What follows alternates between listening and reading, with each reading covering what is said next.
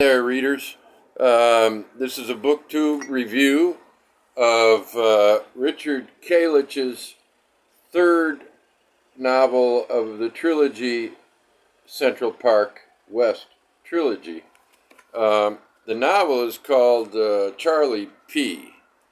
And let's see, it opens with a couple of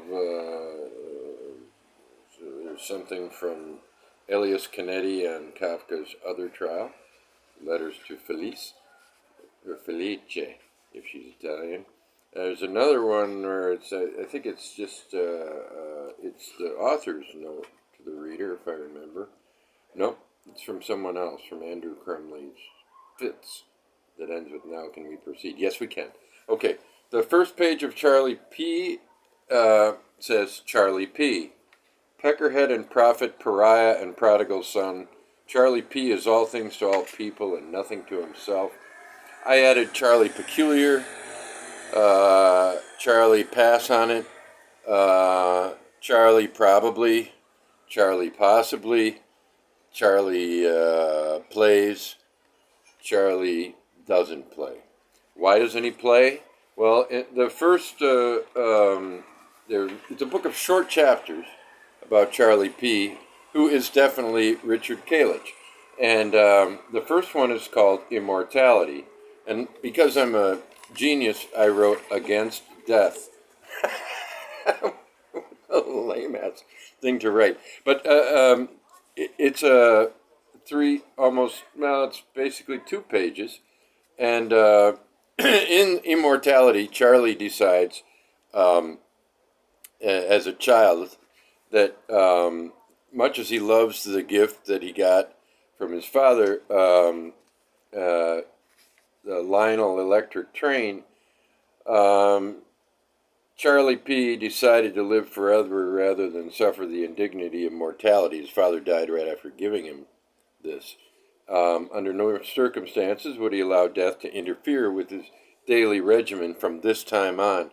And what he decides is a way to do it. There's a station master on this set, and he realizes that at some point, if he keeps playing with this, going to run out of batteries, going to run out of electricity, whatever. And if he plays with this thing, the station master is going to die. And well, at the end, he apparently realizes that he also will die. So once and for all, at age 3, Charlie P. decided that by not playing the game, by not living his life, unlike his father, like the train master, he would live forever. That's the start. From there on, I can only speak for the first 120 pages because I haven't finished it yet, for a variety of reasons. One of them is, a lot of things have been going on. And one of them, and this is very significant, is, we have a lot of broken shit in our apartment. We can't afford the people to fix things. We buy stuff that is, like most contemporary commodities, cheaper than made more cheaply than they used to be. For instance, I was at my mechanic. Another thing I have to do is get my car certified today. It's at the mechanic right now. And the mechanic, we were talking windshield wipers, because last year at this time, in order to get my car certified, it has to be technically checked. In Slovene, I have Technici. And I have to go there. They check a few things, and then I pay 110 euros, and they say, you can drive for another year, my friend, and with this car. And I was talking to the mechanic about the windshield wipers, because last year, the first time I used them, the rubber came off. And the mechanic said, windshield wipers are really good. They're made very, very well. But the rubber isn't. and he's right. I can still get that movement exactly how it's meant to be, with the precision and the different speeds. It all works, but I was driving a couple of weeks ago back from Ljubljana with a bunch of books, and As the Wolf Howls at My Door by Chandler Broussard. We had snow and rain uh, and this and this didn't do anything like what I wanted it to, except when I really, really, absurdly just kept using it. The the passenger side one started to go a little farther, and I had this little area like this that I could see through, and or I could turn it off and just see through it like one would, I don't know, anything once right after being splashed in the face. You can see well enough to stay within the lines. Um, so this guy came into our bathroom to fix the toilet connections and so on, and replace a couple of faucets. And our landlord decided she'd pay for this. The guy comes in. What he did, he broke the toilet seat. It didn't tell us, and so now everything's flushing well. Everything is coming out of the faucet nicely, but sitting on the toilet is kind of like riding a horse. You have to just keep moving like this, and it doesn't buck, which is a shame, because if you have to go like this a lot, you should be bucking, and you should be carrying a riding crop. But a lot of things like that. For instance, I have a metal comb that I bought in India, and I was combing my hair, which I do before I shower. Get the dandruff out so that the water will get rid of it, and I couldn't find the metal comb. And I'm looking around. I found in a drawer an old plastic one I had. And on the second time, I went like this. And then the second time, it broke in half. This is the commodification process. We're all victims of it. What can we do about it? Maybe I'll talk about that tomorrow when I review Skulls of Istria. But today I promised to review, I promised myself, and I promised on Instagram, I would review the Driftless Trilogy, and I'm going to. The Driftless Trilogy is a trilogy of place. You can read any of the books in the trilogy, but like with most trilogies, it's best to start with the first and just keep going. But you don't have to. You can go right to Billy Verite, which today I think is the best. Sometimes I think The Sleep of Aborigines is best, but closest to my heart is the first one, which is the Driftless Zone. And I'm going to review this by talking about another trilogy, which is Richard Kalich's trilogy. I've done a review of the first one, the Neelasthete, and the second one, which is called the Central. What is the name of the second one? It was just Penthouse F. Yeah. And one thing that occurs with trilogies is that when someone's read the whole thing and they like it, and they talk about it, they usually have a favorite. And I was talking with the publisher Svetlana, the publisher of Betimes Books, and she was saying that sometimes she likes Charlie P. the most because it's the funniest, and sometimes she likes Penthouse F the most. And I'm thinking, well, I think I like Neelasthete the most. And then when it comes to which one's the most funny, I haven't finished Charlie P., but I think I've got the humor, and I mean, when I laugh. But most of the time, I think maybe the second one, Penthouse F, is the funniest, and sometimes Neelasthete.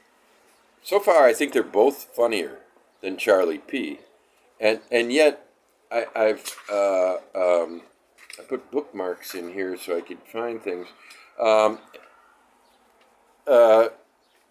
and looming in the distance above it all, Mount Nipple. One of the way that Charlie P. is written, Kalich describes everyday sorts of things, and then imaginative and imagined things that he does that are Rabelaisianly overdone, exaggerated, and yet somehow, I mean, it's like secondarily funny. With Rabelais, you're just laughing right along, but his style is so I don't know. It doesn't fit the Rabelaisian rush and flow, and so the it's funnier after you've read it, and like you come back to read another one, then you find the recent one more funny. That's how I see it. But you know, some of it is as inspired as any hijinker can write. Up on Mount Nipple, we get this, but these are dizzying heights. The air's too thin, his head's in a spin, and all of a sudden Charlie P. finds himself in the heat of battle, joining forces with both sides at once, coming to the rescue of a vaginal orgasm in distress as well as a dismembered erecti hanging on by a thread. It feels good for once in his life to be on the right side, so much so that his chest swells with pride, squirting mother's milk, and his penis bows in humility, no longer having to bear the weight of male hubris. Now, not all of it is scatological, sexual, whatever, but there is one chapter entitled Lost Pecker, and I will have to reread that one because I've had so much trouble getting this book read because of so many things interfering. And now, to make it worse and better, much better, because if I'm going to be interrupted, I'm going to be interrupted by another Betimes book. This is fantastic. I got these today through an exchange I made with Svetlana, and this one seems like this has got to be great. This has got to be great. Soul Catcher by Dmitry Bortnikov, and that Svetlana, I believe, translated with the author. So it should be. Those are usually really, the author probably knows English quite well, and knowing that they collaborated, I think we got what he wanted. As opposed to, like, say, Roberto Arlt's translator, who, no matter what, would show it to Arlt, who would kind of scan the page and say, yeah, very great. This guy probably really... oh, wait, no, this is not that guy. This is the one I'm going to read first, because I've read one Colin O'Sullivan novel, and without knowing that he looked like that. So that's neither here nor there. I dropped my bookmark.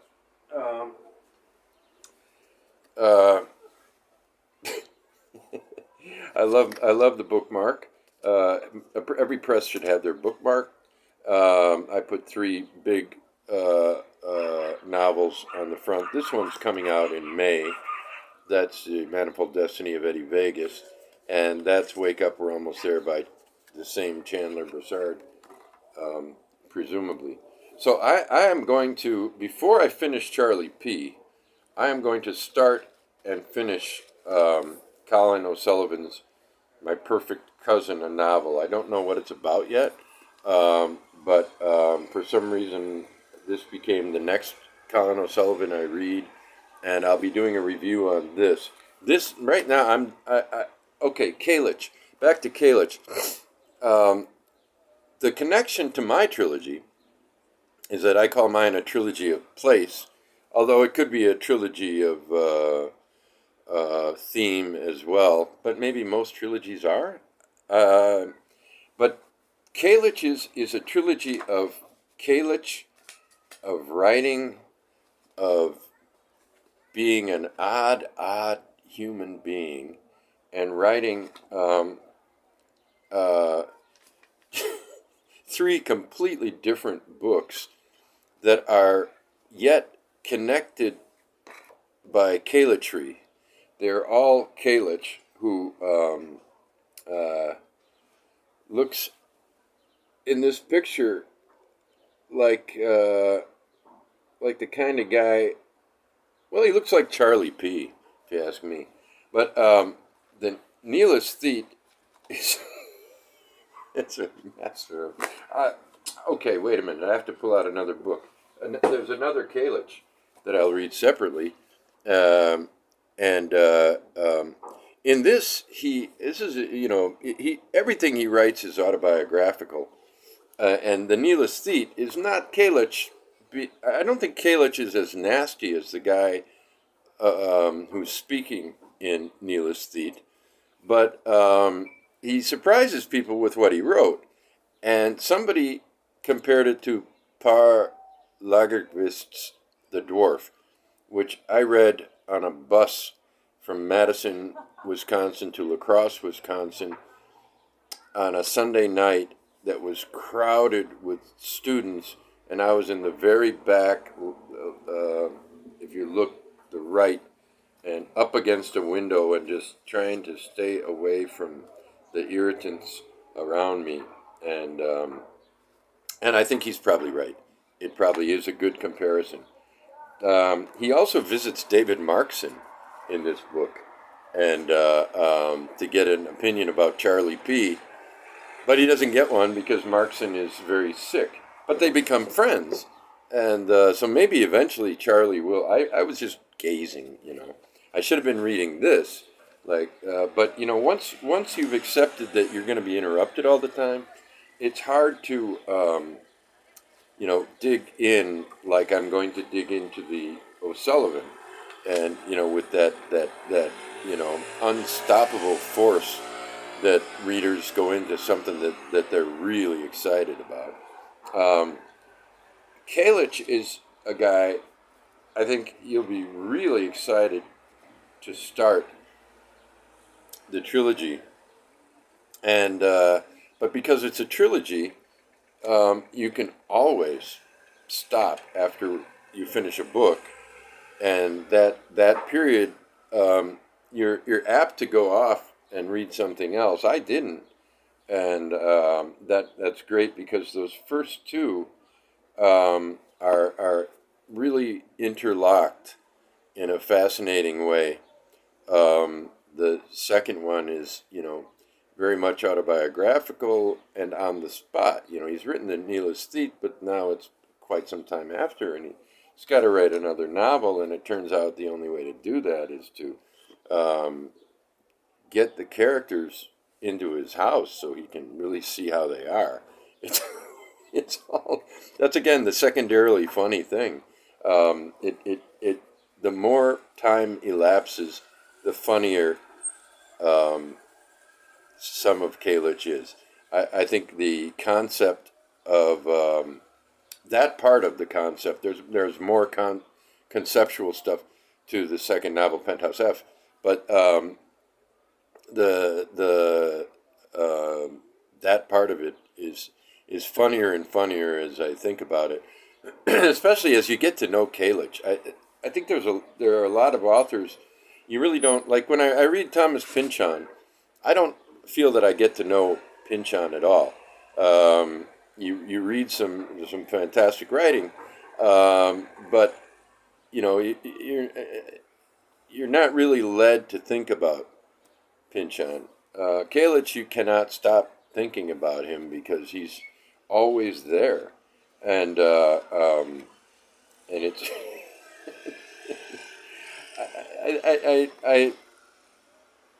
I wonder what. Oh, here's one chapter coming up.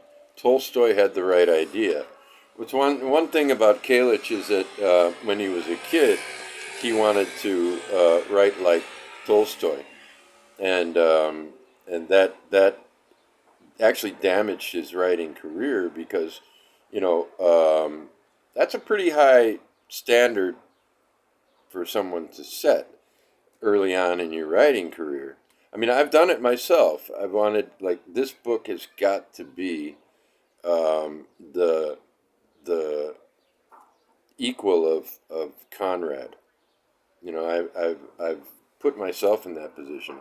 But, you know, unlike Kalich, I don't stop writing, even though I realize, you know, this might not be as good as Conrad. Maybe some parts are.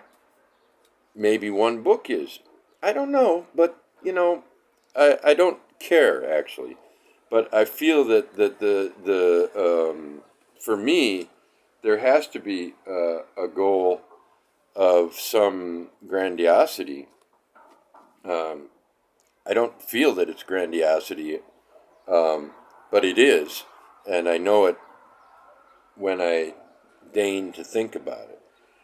But Kalich's grandiosity combines with this sort of playful, sad old man, Kalich, who mocks himself mercilessly. He had one very bad relationship that comes up in a couple of ways. I think it came up. It comes up in this one, maybe.